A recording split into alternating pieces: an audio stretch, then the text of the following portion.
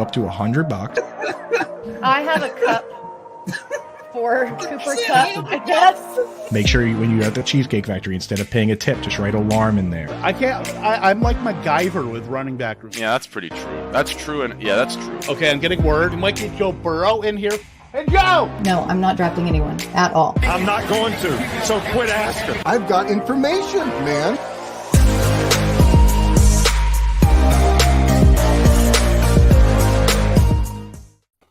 Ladies and gentlemen, it is Lightning Round, one of the fastest growing fantasy football podcasts around, which means in the upper quartile of podcasts. We're in the top quartile of that upper quartile. It is Kevin Tompkins. It is Britt Flynn. Coop is out gallivanting in Prague or Vienna, wherever he is on his honeymoon. So we had to up the class and civility of Lightning Round. So that's why we brought in from Fantasy Life, from SiriusXM, Kendall Valenzuela. Kendall, how are you? Hello, I'm excited. I'm excited to be here. Like, it'll be fun. It'll be fun. We were talking beforehand. We're just like, oh, it's week 10, so we can all feel it. But I'm looking here. I've got you. I'm excited to be here. And Kendall, I have to say, on a personal level, I am super excited for you to be here because I'm finally not outnumbered. Like, I know. We have finally balanced out this situation. It's perfect. Watch out, Kevin. Yes. Oh. True, and yeah, that's pretty true.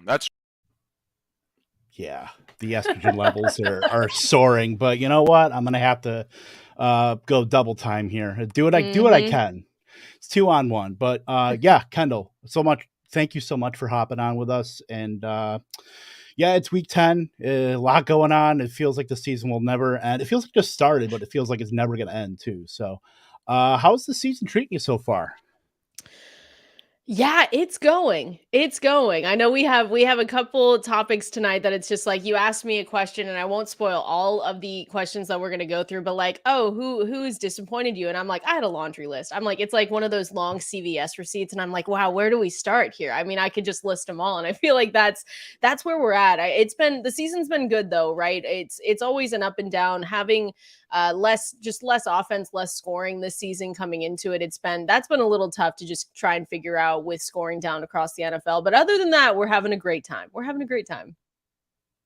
And if you guys don't follow Kendall on TikTok, the stuff that she puts out seriously embodies everything that I'm feeling. Every time I come across one of Kendall's TikToks, I was like, that's me, girl. That's me. We're trying. If you guys don't follow her on Twitter and or TikTok, you are seriously missing out. She's amazing. And we're so glad to have her. Yep, 100%. So let's get right into it. We were talking about, the questions that we have, and let's just dive right in. So there's a lot of players that we never thought would be in the position that they're in to help guide your fantasy football team. So I'll start with you, Kendall. A surprising player that you are able to trust as we get into these fantasy the road to the fantasy playoffs here.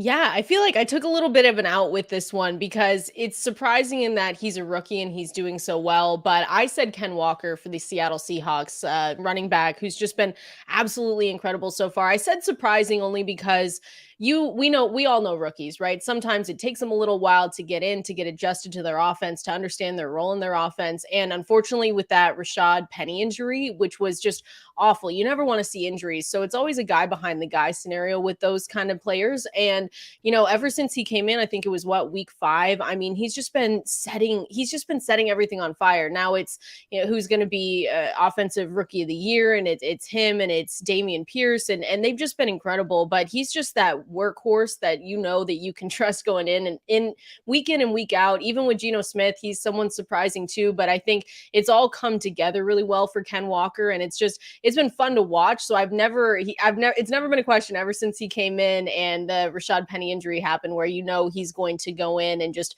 fight for any fantasy points, any yards, any touchdowns that he needs. So that's mine.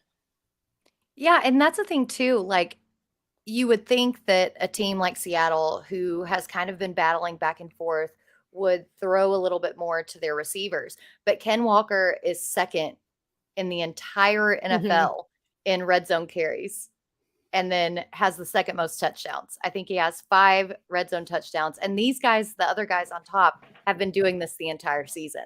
Like Kenneth Walker is the truth. Like you are absolutely spot on in that. And I cannot wait to go and watch him the rest of the season, because if he's doing this well with only, like 4 weeks under his belt, what is he going to do down the line? Like you are absolutely spot on. Yeah, Walker's been a smash. I mean, my natural aversion of running backs aside, like he scored in the last 5 weeks. He's had 4 weeks of 3 of the last 4 weeks, top 10 finishes in fantasy and PPR. Like, I don't know what more you want from the guy. It took a Rashad Penny injury to really kind of kickstart that whole thing, but Walker might just be that guy that leads you to a fantasy title. I mean, we all thought Seattle was going to be this. I mean, we knew they wanted to run the ball, but nobody obviously saw Geno Smith coming. Nobody really saw him being able to at least open up this offense for them to be able to run the ball this effectively. So that's been, for me, the biggest part of that whole thing is Geno Smith gives the defense something else to consider while you have a running back that's clearly stepping up. So, Ken Walker's fantastic. So good. Yep. Absolutely. No homerism aside. No homerism, I promise. Being from Seattle, I'm always the first person. I've got this Sirius XM show, and I'm always the first person on there. I'm like, I did not believe in Geno Smith. I think I had to take one time earlier in the season that I really did think Drew Lock was going to win that quarterback battle. Gross. So sorry that I said that ever. Just, oh my God. But you're right. Like Geno Smith being there, I think it takes everyone. Like we always say, sometimes it takes a village. Like you need an okay offensive line to make things work. You need a good quarterback to make things work. And you need, that run game that just sets up your passing game. And so it's all worked out for Seattle. And it's so weird. Like I had a playoff conversation with someone the other day, and I was like, dear God, I'm like, we're having playoff conversation with Seattle and Geno Smith. Geno Smith probably is going to, I mean, what do? You got to extend him at some point. I mean, if he continues on like this, like you have to sit back and think what's the future going to look like? So it's weird, but I agree with both of you. It's weird in Seattle, but Ken Walker is the guy. He's the truth. Yeah, it might take it's like that Ryan Tannehill resurgence where he was pretty much dead in the water, and then he took over from Mariota, and now he had a couple good years in Tennessee, and now we'll see what happens. Now he's just borderline dust, but anything can happen. It's the NFL. It's a chaotic week to week thing. Britt, what about you? I saw your answer and I was surprised, so I'm excited to hear about this one.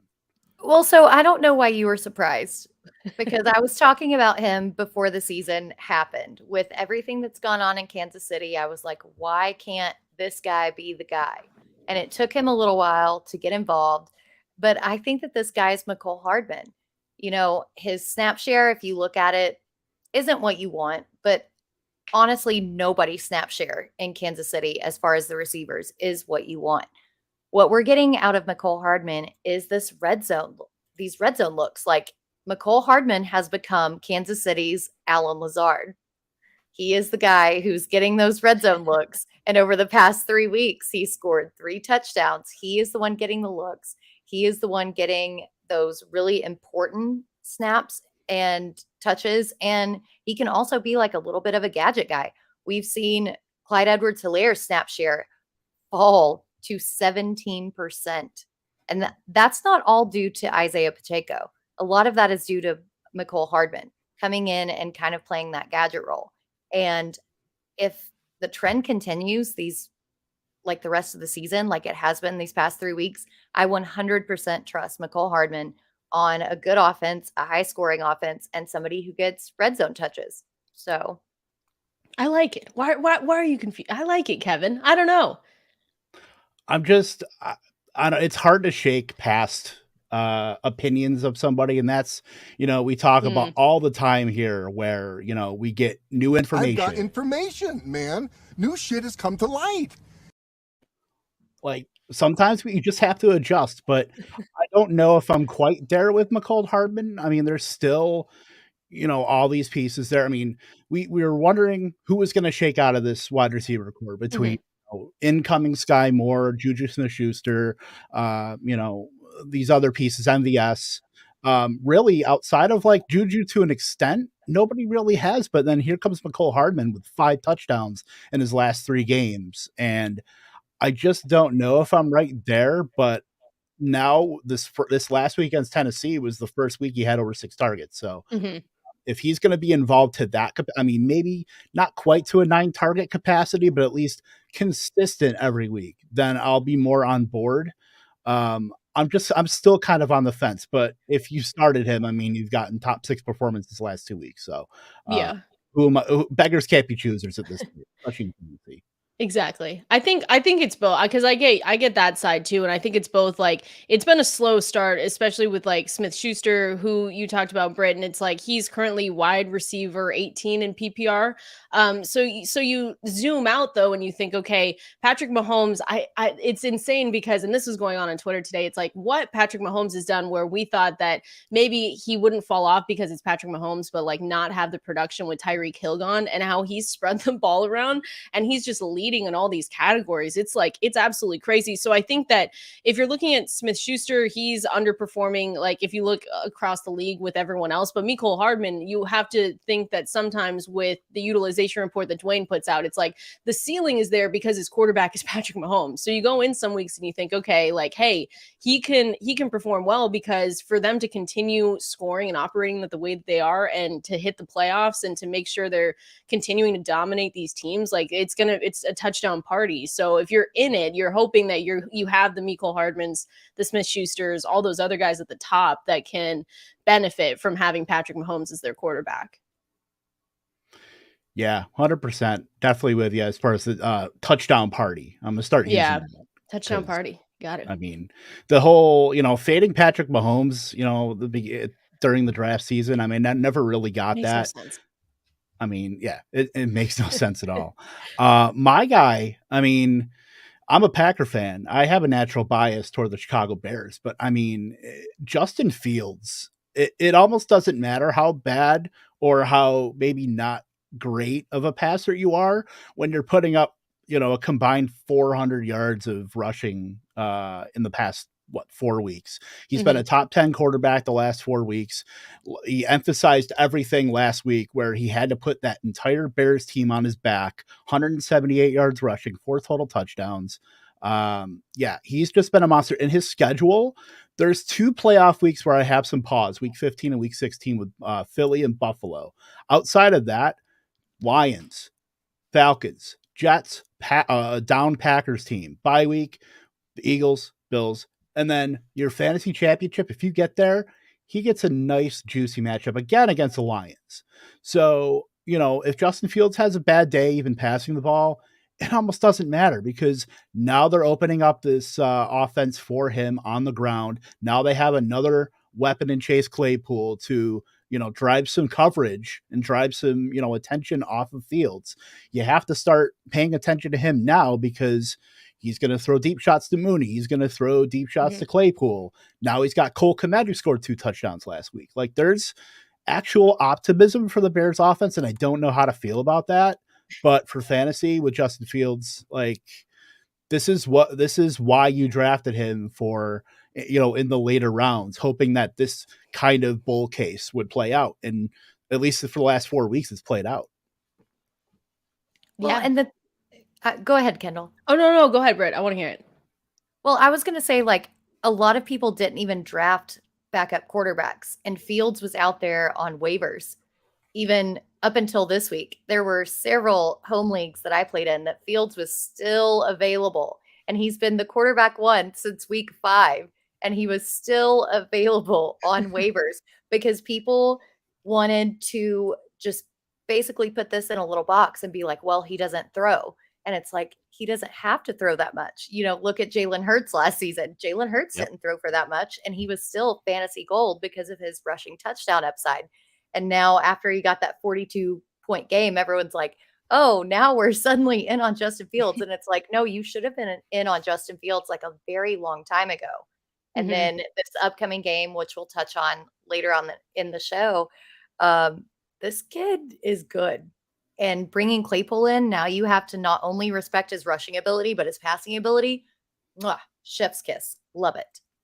Yeah, no, he's exciting. Like he was everything we've always talked about, fantasy, who we like during the season and during the off season. He was someone that everyone, even when we were in Ohio for the Fantasy Football Expo, it's like Fields.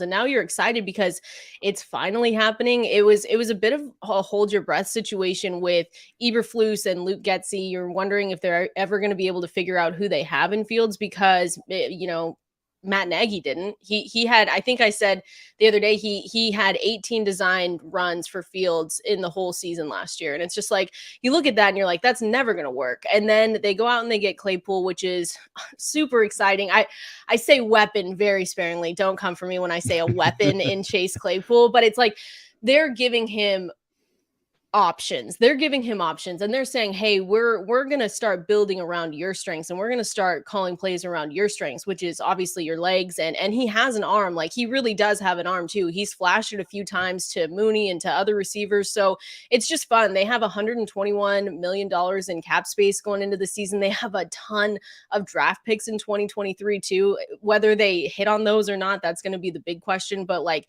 Justin Fields is such a fun guy right now. And it's finally like, you can take the paper bags like off your heads, Bears fans. Like, it's okay. Like, we love Justin Fields and what he's going to bring to the team and fantasy in general is just like, man, it's so fun right now. Yeah, the fact that in like some circles you can make the case for Justin Fields being the best quarterback in the NFC North, especially if you're Crazy. Bears, Lions, or Vikings fans, not great, Bob. So, I mean, and you say weapon. Yeah, I mean, compared to like the Equinemius St. Browns and the Dante Pettises of the world, I mean, I think he qualifies. Yeah, N'Keal Harry. It's like, I went to ASU and even I'm like, N'Keal Harry, like, come on. It's the running joke was that the Bears hate Justin Fields because they didn't have anything around him. It's just like, oh, good luck. And it's like, no, now they're doing stuff for him and at least showing some, trust that they hope the process is going to work. And Band, I am not down bad. Justin Fields saved my DFS life last week. Nice. So I am up good, I guess is the opposite of that. So we'll roll with that. So Kendall, I'll go back to you with this. So we talked about the players, the surprising players that we're trusting getting into the fantasy playoffs, but the guys that we drafted higher, hopefully they could be like the pillar of our fantasy teams. Some guys have really fallen off here. So a player that you maybe draft in the first, 4 or 5 rounds that we cannot trust in our lineups going forward to help us get to the playoffs. Yeah, I took the easy way out on this one too. This is the one where I said I had like a CVS like list receipt of people we could come out with because there's been big busts this season too. Like JT right now is not looking great. You can say what you want about Najee Harris if you were fading him a little bit because his ADP was just going off the charts towards the end of the season with that Liz Frank injury. But mine, and it's just because I'm heated still about the news today, is just Keenan Allen. Like, what the hell? I mean, like, what are we doing here? I didn't expect you to win my league, but damn, at least like 12 points maybe through any kind of week. It's just, that was the most frustrating part. And I think it's the way that it's been handled up until this point. Like we're going into week 10. I think he played in week, 4 games? Played a half. 2 games? He played a half and then came back.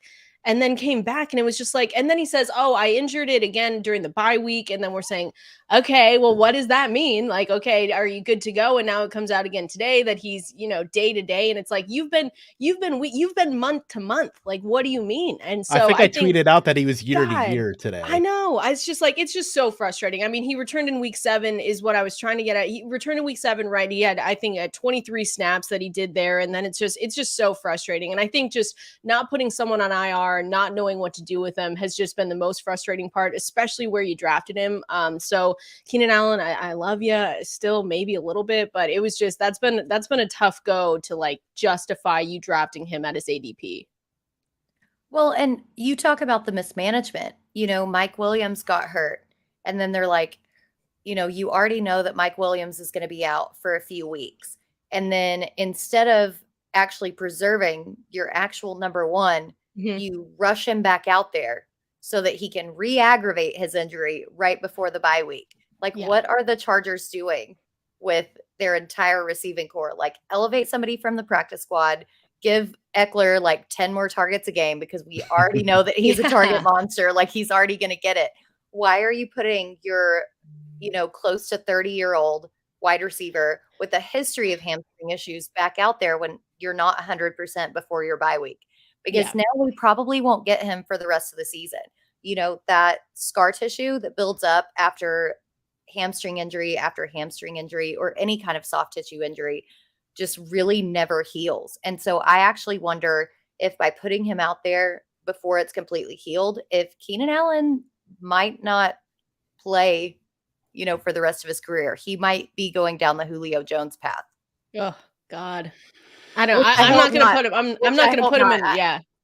I'm not putting him in my lineup. It'll be out of spite. He'll be like, I'm 100%. I'm 120. I'll be like, I don't care. I'm done. I'm done. Yes. Yeah, it's a tough scene out there for if you have Keenan Allen. Like this past in the league that I'm in with Britt, a dynasty league, I traded Devonta Smith for Keenan Allen straight up. That's not turned out that well per sources. So yeah, it's just entirely confounding. And yeah, where is it here? Have we learned by now the Chargers have the worst medical staff? Yeah, Josh. Yeah. Yeah, they're right up there. I mean, this has kind of been status quo with the Chargers for a long time, where it just seems like they're cursed. I mean, we had the Justin Herbert rib injury. Now, you know, Mike Williams, Keenan Allen. You know, they're trotting out Michael Bandy and Chris and who even knows? Who knows? Parham's hurt too, but yeah, it has been just gross. If you're rostering multiple Chargers, not named Austin Eckler, so yeah. I mean, I don't even know what you're doing. Yeah, to trot him out in week 7 before your bye week, I think is just, It was wild. you know, malpractice. Yeah. But it is what it is. You know, it's bad. Britt, what about you? A player you drafted high that you can't trust anymore. So don't hate me again, Kevin, but I'm going to have to talk about DJ Moore. He's gone. I know. Trust me. I have plenty of DJ Moore, and I was one of those people who thought that as soon as they got Baker Mayfield, like, oh, he loves to throw to the slot. Like, they're going to design DJ Moore in the slot. Like, they're going to do screens, blah, blah, blah, blah. And it never happened. And then I got my hopes up when they brought PJ Walker out, and DJ Moore had those two, like, kind of monster games. And I was like, all right, PJ Walker is the savior. And then in a very negative game script against the Bengals last week, they just still refuse to throw to him and give him any meaningful snaps. Terrace Marshall ended up with more points than DJ Moore. And going forward, it looks like Steve Wilkes doesn't even really know who the quarterback is going forward. I think that at this point, it's like quarterback roulette. And just somebody free DJ Moore, get him off the Panthers. Like, he deserves better. But that said, I still cannot trust him in any of my lineups. That's not to say that I'm not going to play him in any of my lineups, because injuries have been brutal and I'm just going to kind of like plug and pray. But I don't trust the decision that's happening. Yeah, I agree.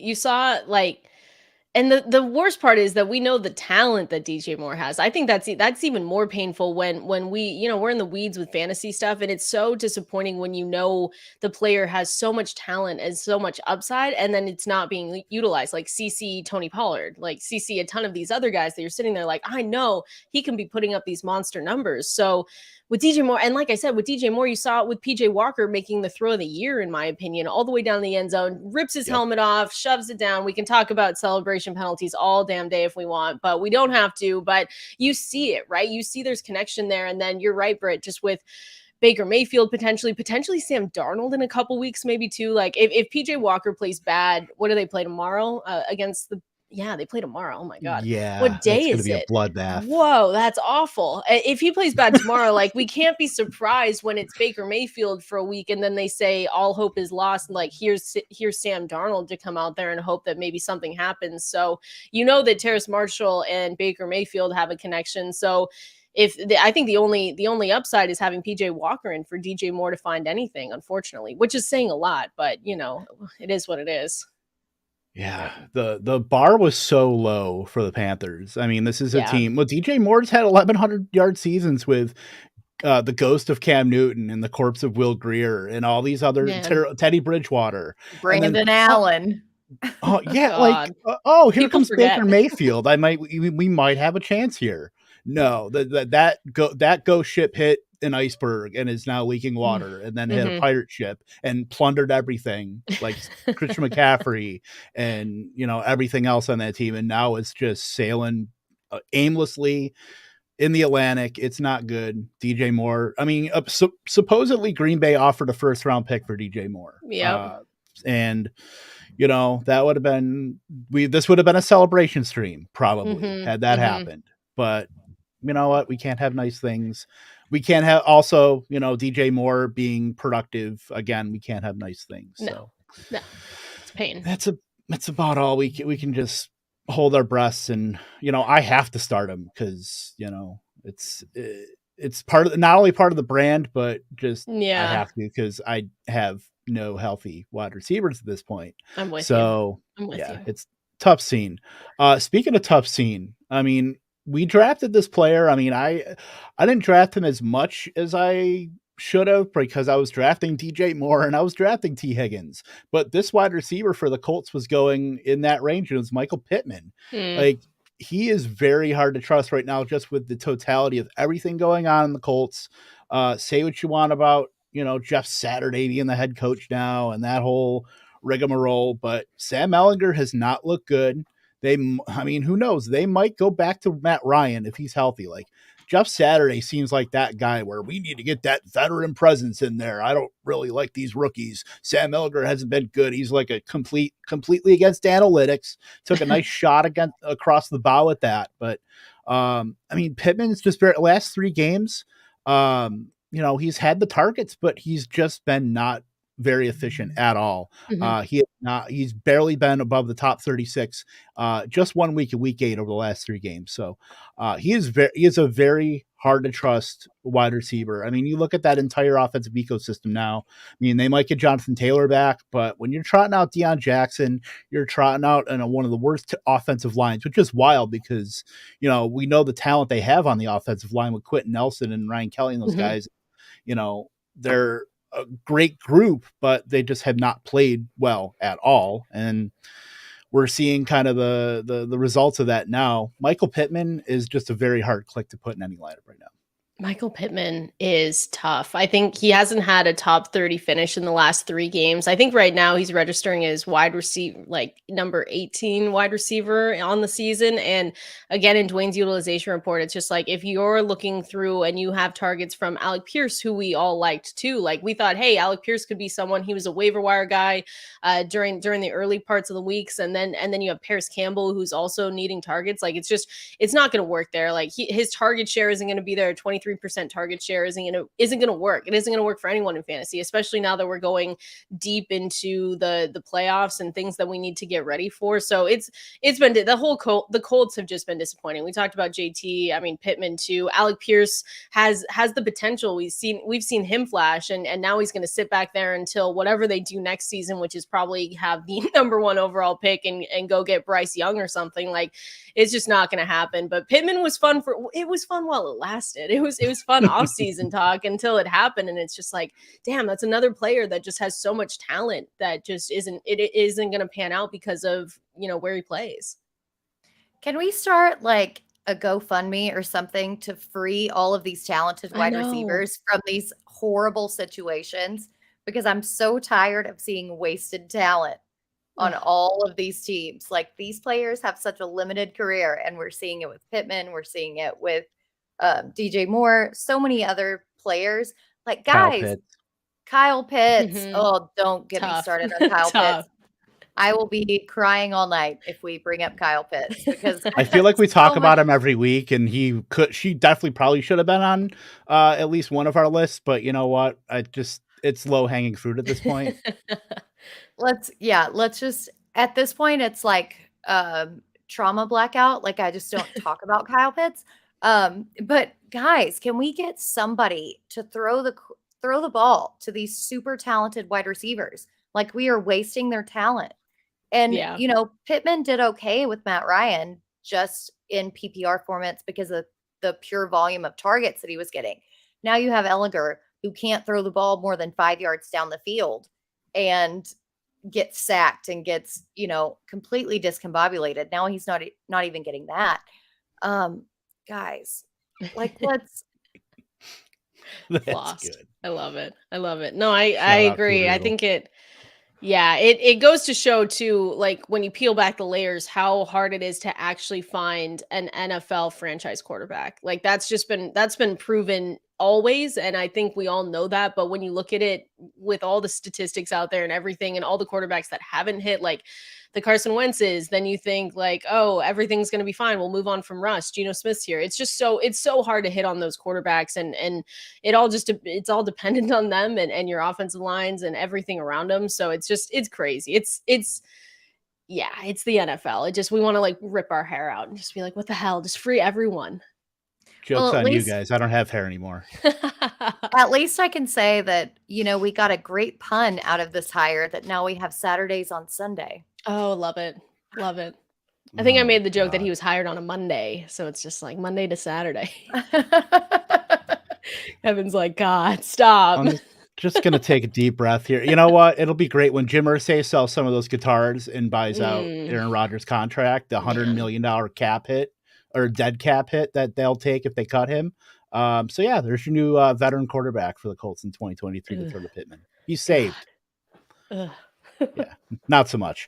Not so much. Not so much.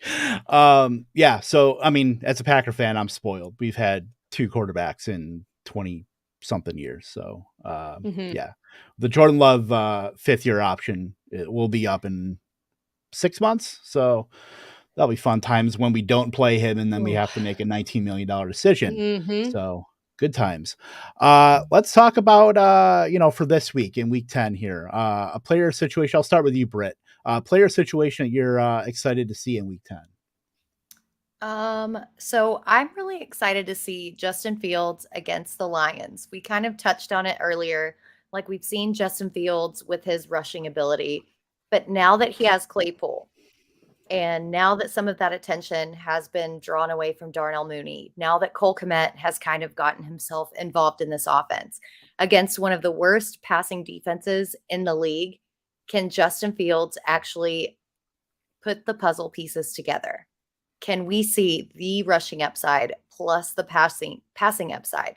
Like, can we do this all at one, especially against a division opponent when the Bears were, basically picked to finish last? Can we get over this hump, and can we see Justin Fields actually evolve as a 100% franchise quarterback? Man, if they can't do it against the Lions, I know the Bears are bad, but like we said that too again. Aaron, the Packers? Sorry, Kevin. The Packers going in there. It's okay. Packers going in there. It's just like, what the hell? It's if you can't. That was the get right game anyway. It's Justin Fields. This is a great game for him too, to just scheme some things up. Let's see what they have in the playbook that they have been working on for Justin Fields too. You saw a little bit of that come to life last week, obviously with his insane historic game, but it's just like, okay, let's see that continue against a awful the worst defense in the league, and see what you can do in there. And if you can utilize those weapons that you weapons again, I say weapons, those weapons that you have, and see what like they can water do. balloons. I know. It's just like, but that's a good call. It's going to be a fun game because of just the overall, what you're going to expect from Justin Fields and that team. Yeah. We did touch on Fields a bit, but yeah, the game against, that should be a continuation, so to speak, of, that game against Miami. Yeah. The Packers couldn't do it against the Lions. The Bears are running as close to a functional NFL offense as we've seen them in the past like 2-3 years, and it's kind of wild. So let the good times roll with Justin Fields. If you see this and then just kind of hide him behind a suspect offensive line again and expect him to throw and, don't design any runs for him, like that's the Matt Nagy playbook. Like do the Luke Getsy when he was at Mississippi State. He designed an offense completely around a running quarterback. That was, it was 2018, I believe. And yeah, so Justin Fields can absolutely just break the slate yet again. And I'm going to actually dive into this. The thing that I'm excited about, Derrick Henry is literally the entire offense in Tennessee. Like, it is so bereft of talent and even bereft of opportunity for the Titans, at least in the last couple of weeks when Malik Willis has started. So Derrick Henry better hope that his foot is okay, because he's probably going to have to shoulder yet another load this week. I mean, the game against Kansas City was one of the wildest disparities of the passing game versus the running game. Like, Malik Willis dropped back 16 times and didn't even complete 33% of his passes. And then he got Patrick Mahomes out here throwing the ball an almost nice 68 times. Like, one of the wildest things. And yeah, Derrick Henry has literally been the engine of this offense, and where he goes, this offense goes. And it's wild to me that they still seem to take him out. Like, he does not get, I think he only played like 50 something percent of the snaps last week. They were taking him out on a lot of plays for, Willis was out there anyway, but the Hilliards and the Haskins. And I just don't understand how you were using him in the beginning of the season as more of a pass catcher, and it just doesn't seem like he's used in that capacity. And if you can't get the ball downfield to anybody, they had one shot play, and that was to Chiggy Okonkwo at the beginning of the game. And then after that, it was just a parade of overthrows and not even closes. So let Derrick Henry be our generation's Christian McCaffrey. He's going to have to be, if this team is going to be continuing to win. I mean, they're 5-3 despite how bad Ryan Tannehill was before he got hurt, and now they're just kind of patching it all together. But it's been Derrick Henry. Just let Derrick Henry take over everything, and I think they'll be fine as long as he's healthy. Yeah. Well, you know that Treylon Burks is coming back this week, Kevin. Yeah, I saw that. How dare you? How dare you say that Derrick Henry should be this generation's Treylon Burks? Well, you know what? I feel like he has because AJ Brown was, when he was drafted, he was only a part-time player. And I think Treylon Burks can have that kind of transformative, offensive potential where he can kind of shape an offense a bit, with his skill set. But it also has to do with getting a quarterback that can throw the ball. I know. I'm just kidding. I know. I'm totally putting on my fantasy. I got to earn this check mark somehow. Besides it.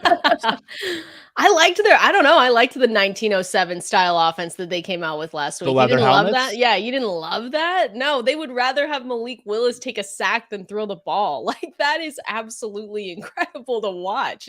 Or go to therapy. Literally, they're like, hey, don't throw it. Just whatever you do, don't throw it. Take the sack. That's what we watched. But no, I love Derrick Henry. Elliot from Fantasy Life was always giving me crap because I love Derrick Henry. I was saying, we did columns in the offseason saying, hey, yeah, you should draft Derrick Henry in the first round. It's I get the injury thing, but if we're going to talk about injuries the same way we talk about Christian McCaffrey, it's unfair to have put that injury stuff on Derrick Henry, because I get it. He's a big man. He's 6'3", 205, 210. It's 250, 250. It's just it's wild how big he is. And he can be their offense. I worry that they run him into the ground a little bit. And then you sit back and you say, wow, he could have just, held on a little bit longer, because Dontrell Hilliard isn't that bad. But yeah, if you don't have a quarterback, you're hoping that he comes back and then it's not Malik, because it's just, I think Malik has a good future too, but him sitting back there and then literally saying, hey, just don't throw the ball because we cannot handle whatever's going to happen. That's just, it's not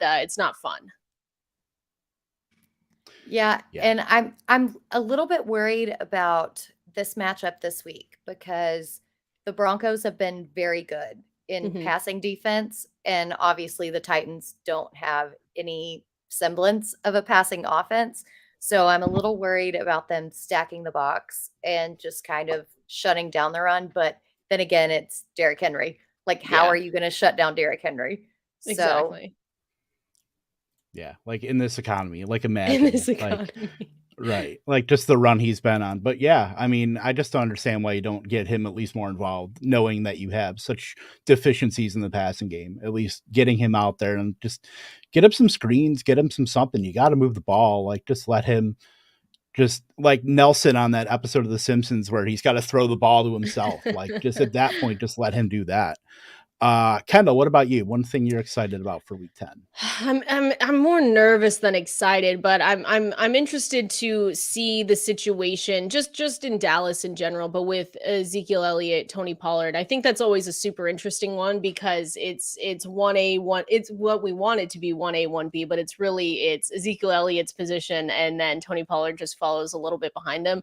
But he came off that week before their bye week where he was he was doing crazy insane things. He was scoring touchdowns, he was doing everything that we thought he would. I mean, he has 81 carries for 506 yards, 5 touchdowns, and it's just he's a good running back, right? And I say it's more interesting and exciting to watch what's going to happen because he is going to be a free agent next season, and so they're going to come to a place where they're going to have to say, okay, Ezekiel Elliott is the highest paid running back in the league right now. You understand why their alliances are to him, but you also step back and say if Tony Pollard is better and ready to go, then maybe he should be out there a little bit longer because maybe Zeke isn't ready to come back from that injury. So I'm trying to manifest that Tony Pollard is going to have another good week and that maybe they turn things a little bit. I'm not saying he's going to take over the backfield, but I think it'll be fun to just see overall the rest of the season with Tony Pollard and then, where he ends up in the offseason too. Yeah, I wrote about it in the weekly matchup previews over at Fantasy Alarm that Tony Pollard was my top play of the week in this game. And I wrote, even if Zeke does come back, I think that Zeke is going to be limited and Pollard has a little bit more of that explosiveness on the outside. They tend to run Zeke on first down directly up the middle. And then that's it. That's all Zeke gets. But they design these run plays for Pollard to go outside, and that's where he really excels. And that's where he gets those yards per carry, just going crazy. And Green Bay's run defense hasn't been great. And it's also going to be cold. It's going to be, pretty close to freezing at game time, which basically, historically always lends itself to a heavier run game. And even if Zeke does play, I think that Pollard is going to have a heavy role. I think he's going to explode and I think he's going to have a great day. So I 100% agree with you. You're making my day. It's just yes, let's do it. He's averaging 6.2 yards. It's just he's good. He's elusive. Like you said, he's a good running back. He's in this position where it's understandable too. We understand why he's behind Ezekiel Elliott, but it's just, you saw the flash and you're like, this is what we could have in our lives. But again, they don't want us to be happy. They don't want us to have anything. This could be us, but you play it. Exactly. Just we could have that, but no. No. Kendall, I was hoping you started saying Betty and I thought you were going to throw a Riverdale reference in there. No, so I started to get a little excited. It's okay. It's late. But yeah, if you are all subscribed to the Fantasy Life newsletter, I actually wrote about this matchup today, the Cowboys and the Packers. And yeah, Tony Pollard, 5th in the NFL in yards per contact after carry and 6th in yards before contact. Tony Pollard has been amazing. And Zeke has been fine. I mean, he's getting all this opportunity and he's been adequate. But I think we know who the better back is. I think everybody on this planet knows who the better running back is, except for the guy who's making the decisions. And I don't even think that's Mike McCarthy. It's Jerry Jones. So yeah, as Jerry Jones goes, Zeke Elliott goes. If he's playing, I think he's going to be in there. But I mean, you have to ride Tony Pollard at least more than what he's been getting when both backs are healthy. Tony Pollard's going to make some money. He's a free agent after this year. So, I mean, he's going to get a bag from somebody and then he's going to end up ruining all our lives because he's going to go in some weird committee. He's going to go to Miami and split with 14 different running backs. He'll go to Denver. He'll go to Denver and just be buried. It'll be great. He'll go to the Texans and just be like Dameon Pierce's spell. He'll stay in the state. Don't worry. But yeah, I am very bullish on Tony Pollard. I've been a Tony Pollard truther. I think my card says membership since 2019. So very excited about that and not very excited for my Packers to have to go up against those two running backs. Because I think they can both control the game. I mean, we've seen Dallas, even when Dak Prescott is back, they're still skewing more to the run versus, we've seen Dak Prescott just air it out in the past. They don't need to when they've got two running backs like this and can control the game. So, I mean, it's Zeke's health. You know, if he's out there and Pollard's out there, I think it's gonna be a really long day. I think it's gonna be a long day for the Packers, no matter what. I mean, if they couldn't even beat Jared Goff, what's the chances they're gonna pull off a surprise at home as home underdogs? By the way, against the Cowboys, Could be a trap. Could be a trap game. That's what I was looking at it as. But I agree. There's no way. There's no way. Well, when you're a Packer fan in 2022, every game is a trap game. I'm sorry. I feel for you. I really do. Hey, you know what? We're spoiled. We're spoiled. You are. I mean, I'll fully admit that. But Britt, so on the flip side, one player situation we're nervous about in Week 10. What do you got? So I'm going to pick the low-hanging fruit here. I thought that the 12 o'clock press conference would give some clarity to this today, but it didn't. I'm very worried about Josh Allen's elbow. They're very much obfuscating the severity of his elbow injury. They're saying that he's day-to-day, but then the beat reporters are like, well, we didn't see him in the media portion of practice. What's going to happen? There have been rumors around that it's a UCL, which in any other sport would be a year-long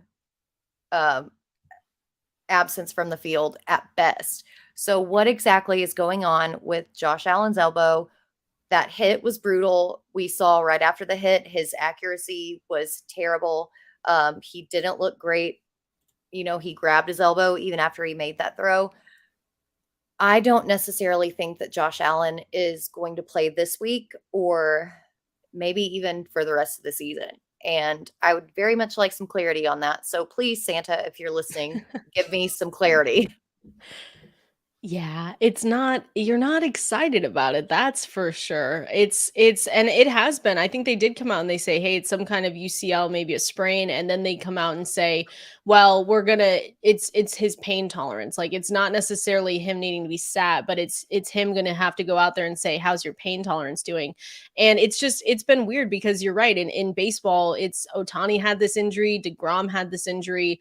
And it's just been a weird season of, like, even in the offseason when Matthew Stafford came out and they were like, oh, he's hurt, we're going to go to whatever it was, the Angels facility or the Dodgers to get help from their doctors because it's an injury mostly known in pitchers. So I feel like that's a weird trend. We're going to put a pin in that and then in the offseason, like, really go through some doctors and see what's going on. But I think we should be worried because of how nonchalant they're playing it. And I know Peter and I on Sirius XM, he's said a few names to go out there, and there's probably not a lot for you to go get, but if you have anyone on the wire, like a Kenny Pickett, if a Daniel Jones is still there for whatever reason, like, it's time to go and pick someone up just in case, because he could very well trot out there this week and say, I'm fine, I'm going to play through the pain. And then it doesn't look good. And then he injures himself even more. So it's time to definitely have a plan B if you have Josh Allen and you're managing him. And it's not a fun time for anyone with Diggs, with anyone on that offense either. It's just not fun. We're not going to have a good time.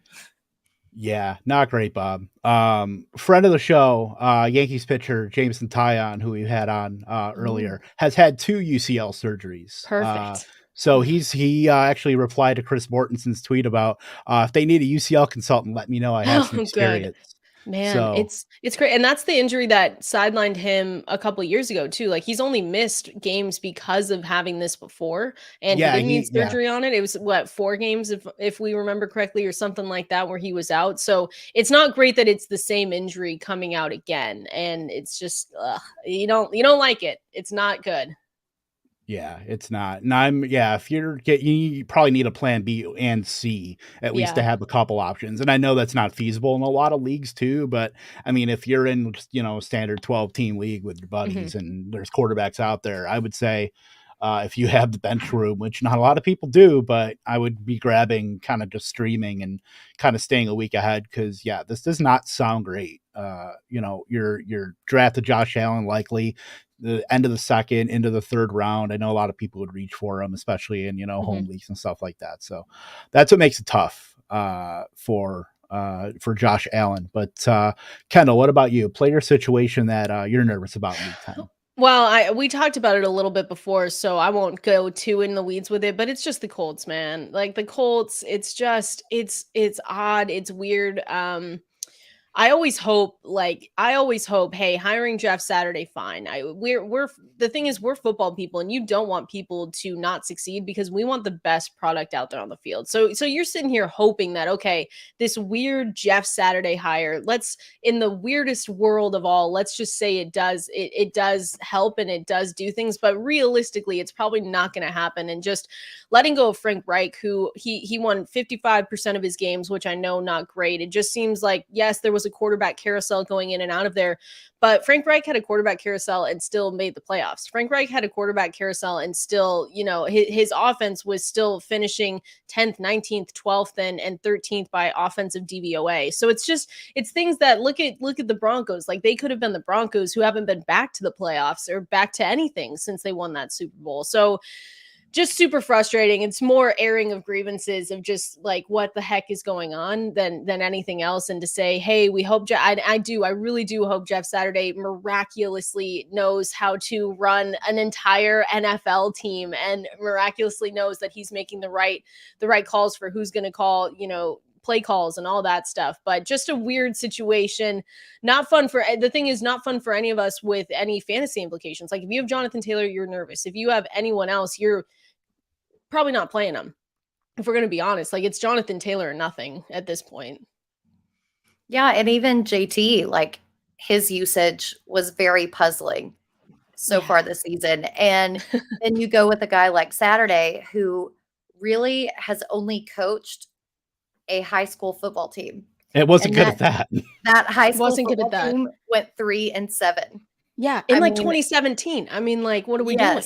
It is so puzzling. Like, what, lay down the law, say, hey, let's have a private conversation. If you don't do this, like, you really need to do this, like, nudge, nudge, wink, wink, or like, but just that firing in and of itself.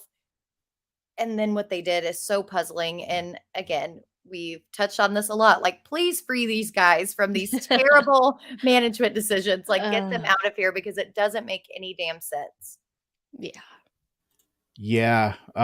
Like, you had a former player on your, like Reggie Wayne, like, he's on your staff. Like, yes. Why do you, that's the most confounding, one of the most confounding things of this whole thing was, yeah, you want to get a player, former player, fine. He's been to, countless Pro Bowls and won a championship. And, the two quarterbacks he's played with were Peyton Manning and Aaron Rodgers for his last season. But, like, come on. Like, I know. I don't know. It could work out. I mean, he even said in his presser that, all I can do is just coach these games. I don't even know if I'm going to be good at it. If I'm not, then I'm gone. I'm, bye. If not, if it works out. But why did he accept the position, though? That's what really boggles my mind. I mean, if Jim Irsay came to you with a Fender Strat and, asked you if you wanted a job, like, you'd take it, Britt. Come on. Well, I would. Because this is Jimmy Cage's guitar, and he gets to coach Colts. But it's just different, though. You get to decide not to play Sam Ellinger and to not throw the ball to Michael Pittman. I'd probably be a better coach than Jeff Saturday. Let's just preach. Yeah. Oh my so god, weird. I love it. This entire podcast is just railing on the Colts, and I'm here for it. They know they deserve it. They know it. We've got to deflect all the Packers talk just to Colts. Exactly. We're all you can't keep getting away with this, Colts. Oh boy, yeah. Let's get some more Marvin Harrison Jr. talk in here. Q Sky, by the way, Marvin Harrison Sr. So the player situation I'm nervous about for Week 10. It's this whole Najee Harris, Jalen Warren situation with, the rumor that, that's been going around. Najee Harris is going to get benched for Jalen Warren.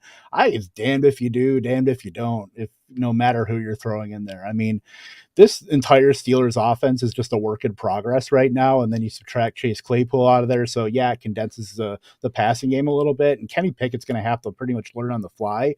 But with such a bad offensive line in Pittsburgh, you're really just throwing either running back. It doesn't even matter who you start to the fire. So, I mean, Najee Harris, he's like one of those guys you can't trust, but just because you drafted him in the first round and he's healthy, you almost got to throw him in there just because. I mean, you're not throwing Caleb Huntley out there. There's a tough scene, but Yeah. The Steelers are a pretty big tire fire for me. And just this entire Najee Harris, Jalen Warren Harris getting benched thing doesn't really move the needle for me because I kind of think both are, kind of get just dangling over the fire at this point. Yeah, Harris isn't going to get benched, but I can see him losing touches and snaps. But look at this entire Steelers offense as a whole. It is garbage. It's garbage. And I mean, that's not to say that it wasn't garbage last season, but the thing that really solidified Najee in the top 4 of running backs was those dump off passes. The dead arm of Ben Roethlisberger. Yes. And neither Trubisky nor Pickett are doing that this year. They're trying to air it out, which coincidentally is why Pickett is leading the league in interceptions, which should be your clue to quit chucking it downfield and just dump it to Harris, give him those little checkdowns. But alas, they're not. And I don't think that Jalen Warren's going to do any better. I think that they're going to continue rotating these backs out, and that's just going to deplete the value of both of them. And it's not going to be a good scene on either end. Yeah.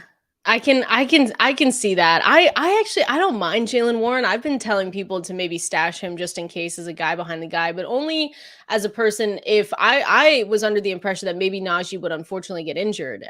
We heard about that Liz Frank injury earlier in the season and before the season even started, and we said, okay, that's when we really saw his ADP just going wild and no one wanting to really draft him in the first round anymore. But Jalen Warren, I feel like it could maybe be a little bit better than what Najee's doing right now, which isn't saying a lot, right? You said that, Britt. He's not doing Najee Harris things, but having the 50 yards on 6 carries in week 9 was nice to see. I mean, Harris, I think, only managed 32 yards in that game. So it's been fun. And I think the one thing that I've noted looking at this with, okay, if Jalen Warren does take some touches away, sure. Because you said it, Britt, too, that Najee Harris was, check down. He was with check down king, Big Ben. It's just, he was in an ideal offense for himself because he was always going to get that ball because Ben Roethlisberger wasn't able to stretch the ball down the field. We knew that. And so now they're deploying this new younger offense and they're saying, okay, well, let's try and get Kenny Pickett in here. Let's try and get George Pickens, who we all like a lot. And before that, it was Chase Claypool, who's now been shipped off. But I feel like Jalen Warren can go in there and make a little bit of noise, or hope so, because they have a way easier schedule now too, right? They went through a gauntlet. They played the Bills, they played all these crazy teams. So if it happens, it happens. I feel like Najee Harris with his injury, it's not Keenan Allen-esque because he's been playing, but I feel like it's hurt him a lot more than we kind of expected it to this season. Yeah, I'm going through their schedule right now. New Orleans is tough after the bye, and then Cincy, Indy, Atlanta, Baltimore, Carolina, Vegas. It gets considerably easier, I would say, especially with the 2 Baltimore ones. I mean, Baltimore has been playing a little bit better. I mean, they bottled up Kamara, but still, I think that's still at least a net positive for the Steelers. But it all hinges on the offensive line and the threat that Kenny Pickett poses right now, which is not. How much do you respect that pass? And nobody respects that pass. I know. Yeah. We'll hope it gets. I don't hate Kenny Pickett though as the option, right? When you play against the Bills and then the Buccaneers and then the Dolphins and then the Eagles, you're gonna get your worst. That's Malik Willis status of just take the sack, just don't do it. But I feel like he has so much potential down there, and I think that's what they're trying to figure out, right? Mike Tomlin's such a good coach, and he's shown that over and over again. So they're just trying to figure out what they have and see what they need to do going forward, because it's a lost season, but you can still figure out who you have and what kind of quarterback you have. Yeah. And if there's one thing you can kind of take solace in, is that at least Pittsburgh knows how to draft wide receivers. So at least if they want to get him weapons, they'll find them no matter what. It's just some kind of uncanny thing that, Mike Tomlin, and I don't know if that had to do with Kevin Colbert, who's gone now, but still, definitely good. So we'll go through these questions. I know we're up against it. Britt, we'll start with you. One question we want answered about a player or situation in week 10. So I want to know if the Vikings are actually a good team or if they're just fraudulent, because right. So the only team that they've lost against this season has been the Eagles, who are a very good defense, but they lost that game in dramatic plane crashing to the ground fashion. Then they played the Lions. They only won by 4. They played the Saints. They only won by 3. They played the Bears. They only won by 6. We can keep going. Like, they have not won these games. Last week they played the Commanders. They only won by 3. Like, yes, they have these wins on their schedule, but they haven't really blown anybody out. And so going up against the Bills, I want to see, are they actually a good team? Can they put all these things together, especially with Josh Allen potentially being out, or are they just kind of fool's gold? Yeah, I agree. I've liked the Vikings this season. I've told Peter that before, and he absolutely hates me for it. He's like, "Why do you like the Vikings?" I'm like, I don't know. Because they are fraudulent. Let's just put that all the way out there. I mean, you've got stories coming out of Adam Thielen like making espressos in the locker room, and you're like, what's really going on here? Like, essentially, what are we working with? But they're talented, and I think they know the push that they can get on. Talk about an easy damn schedule the rest of the way. They get done with the Bills, and then it's Cowboys, still tough, but then they go Patriots, Jets, Lions, Colts, Giants, Packers, no offense, Kevin, and then the Bears. I mean, it's just like at this point, they're running away. They're running away with the division anyway. So they're just going to sit there and say, hey, they could get through. I mean, they could get through December 18th and just be like, we're good to go. And I think them getting TJ Hawkinson was weird and random, and they thought it would help them, and it is going to help them. But I agree with you, Britt. They're a little fraudulent, but they have such an easy schedule down the road that it's just like it won't even matter that they're fraudulent until they get to the playoffs, because they're going to get there, and then they'll say, okay, this doesn't make sense why you're here. Yeah, we talk about the Vikings, or we talk about the Eagles being the class of the NFC and the NFC being weak. I mean, look at the Vikings now, and then you add TJ Hawkinson, who we always make this case about, oh, well, this player's changing teams. You got to give him a couple weeks to learn the playbook. And then Hawkinson comes out, dominates, and gets, 84% of the routes last week. So we kind of put that one to bed and tuck that one in. But, yeah, I really like the Vikings going forward. I mean, Kevin O'Connell's he might get some votes here for coach of the year. I mean, it's if it's not Nick Sirianni, it's probably him, at least for me. Yeah. Or Pete Carroll. Yeah, him too. Honestly. And his fruit stripe gum chomping away. So as far as a question you want answered for week 10, Kendall, what do you got? I think I wrote down, I went with the Broncos. I just want to know if anyone's salvageable on this Broncos offense, and talk about Greg someone Dulcich. that's just been no, stop. Oh my God. If Greg Dulcich is the only thing we get out of this Broncos offense this season, I don't know what I'm going to do, but it's not going to be great. It's just, I can't live with it. You drafted Jerry Jeudy, Cortland Sutton, Tim Patrick goes down, and you're like, shoot, that sucks. You think KJ Hamler could be a deep sleeper. No, none of them are good. Russell Wilson's not good. It's just, so that's more on the disappointing side, but I do want to see, they're coming off the bye week, right? And they got that win that they needed to, or else they were just going to fire Nathaniel Hackett on the spot. If we're going to be honest, like they were just going to leave him in London or wherever they were. It was not going to be good. So he's hanging by a little bit of a thread, but I think just the Broncos, we drafted those guys, Jerry Jeudy and Cortland Sutton. It's just way too early for them to be doing things like this to us. So I just want to know if they're able to get anything going. Melvin Gordon, didn't even mention him. Who is he? Latavius Murray, Mike Boone, like RIP to all of those guys. So we'll see what happens. But I just want to know if Cortland Sutton can get back on track, maybe even Jerry Jeudy, maybe even Russell Wilson. Maybe he can start cooking again. But that's what I'm looking forward to. Yeah, I might say like Jeudy has kind of like salvaged his ADP at least a little bit by getting like 50 yards and then a couple touchdowns over the past 5 weeks. But it's definitely not something that you like to see, because he's had so many drops, like with his targets, drops and inaccurate passes. Like, it's just not great. And then they, traded for Chase Edmonds. Like, I know. What is happening in that backfield? Like, what is happening? Nothing. That's what's happening. Once you're down bad, everything. losing Javonte Williams, I mean, it causes you to do some crazy things. And they hate Melvin Gordon, so it's like, okay. Right. And so I kind of like it for Chase Edmonds just because he wasn't getting anything in Miami. But from a fantasy perspective, like, there is no clarity in this offense whatsoever. in a couple leagues, I have Cortland Sutton and I'm just plugging him in and playing him because I don't have anybody else to play. But I do not feel good about it. So I'm 100% with you. Like, please, can we get Cortland Sutton going? Can we please do this? Yeah. Yes, please. And my only Broncos take is Yes! Oh my God! Look at that hair! Oh my God! Oh my God! It's so beautiful. Thank you. Oh my God. it's like the evergreen every week. I hadn't seen that in a while. It's like, what the hell are we doing? I mean, he really is going to be the only one. If you're carrying any Bronco player on your team, it better be Greg Dulcich, because that's who they know and love. And it's just so odd. I don't know. I don't get it.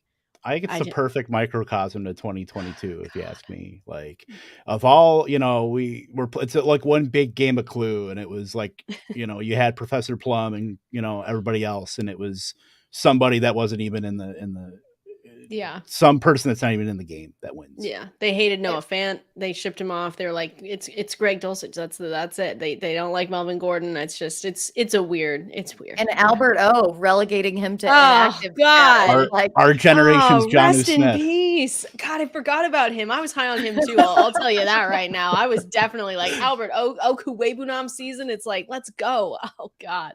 Is that the preferred pronunciation, by the way? Okuwebunam. I know you were, you're very in the Denver Broncos street. So yeah, Okuwebunam. That was what we had to learn. That's how he goes, or Alberto. But Peter was saying like Albert Okuwebunam, and I was like, okay, we can't do that. Like, we got to put a little bit of respect. I know. I was like, put a little bit of respect on his name. Yeah. Okay, we're gonna have to have like a spelling bee at the expo now, and everybody is gonna be out. Right. Yeah. So for me, one question. I mean, are the Giants gonna be like the worst 13 team win in NFL history? I mean, just the fact that we're talking about with the Titans, but at least Daniel Jones can be, this week's Justin Fields. I mean, I think if he could get loose for like a longer run, we know he can put up rushing yards and he can pass enough.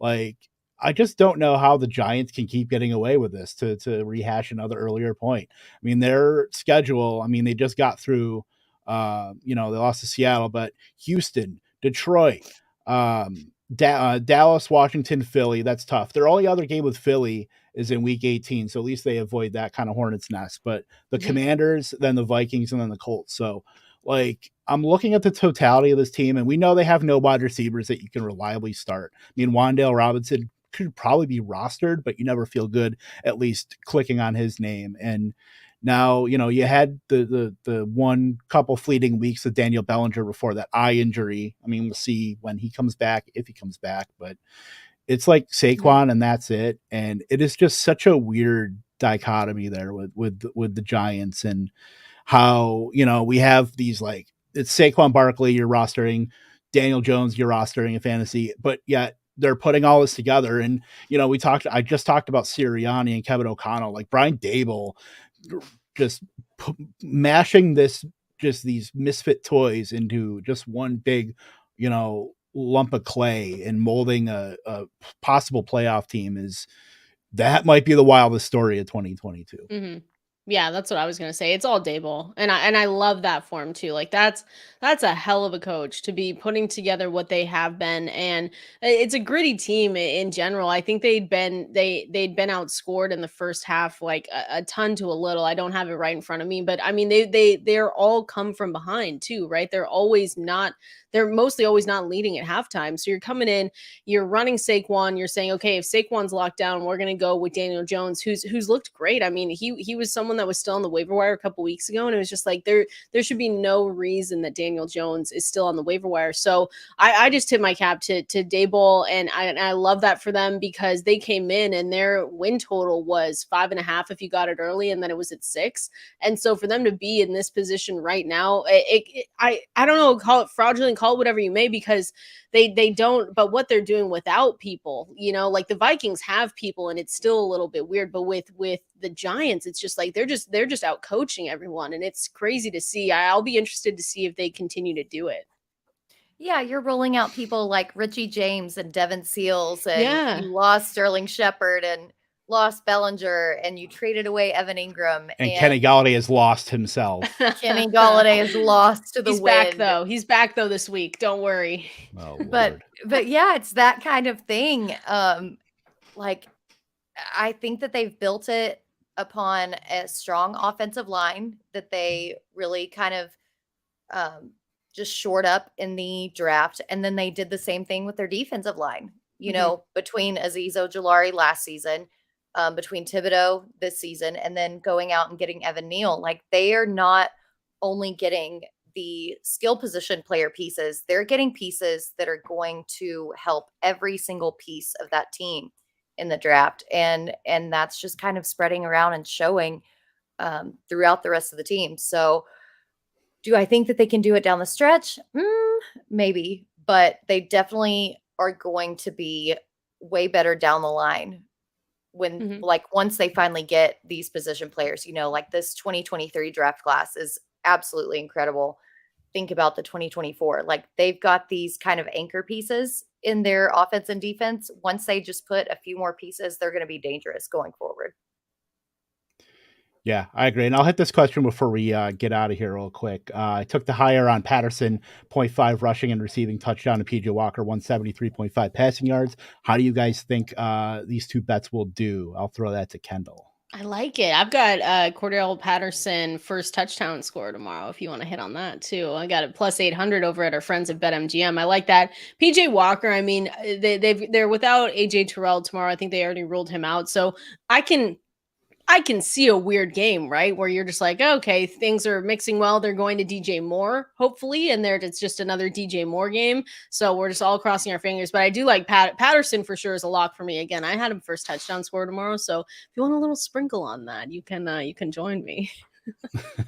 Yeah, I like Patterson. I think that's almost as safe as a bet as you can get. Yeah. There, I'm a little iffy on the PJ Walker just because if they get down, like we know Atlanta can just pace down this entire game and just make it into a slog where, you know, they might only get like 20, 25 passing attempts and they're going to have to at least hit a deep shot and then just sprinkle in whatever. But I mean, we know they can throw Baker Mayfield in at any time. So that's what gives me some pause on that. But I think Patterson is as close to a lock as you can get with that. Yeah. I love it. All right. I'm in total agreement. I'm just like, yeah, I like that. I'm taking mental notes on this right now. Yeah. I just wish I was in a state where I could bet legally. I was going to say, I can't bet MGM. So I'm just thinking like, if I go to Oklahoma, can I do that there? Yes. Yeah. Right. All right. Well, we are sorry we took you over, Kendall. But just real quickly. Well, just real quickly, let everybody know where they can find you and what you're up to. Yeah. Twitter is right there at K Valenzuela 17. And of course, you know, you got to go and read all of Kevin's great stuff and everyone else's at fantasylife.com. Subscribe to the newsletter, free in your inbox 7 days a week. At MB Fantasy Life is all our social handles. And then Peter Overzet and I on SiriusXM 5 days a week. Yes, they did let us on there, guys. 5 days a week. It was shocking to us too, but we're there 11 a.m. Eastern because I am Pacific time. So 11 a.m. Eastern to 1 Eastern. So it's a great time. You can call us into. We got the phone number that we throw out there every day. So yeah, listen to us, subscribe to the newsletter, and make sure you're giving us a follow. Yep, 100%. We're cranking out everything at Fantasy Life. Love the team, love everything about it. And I mean, where else?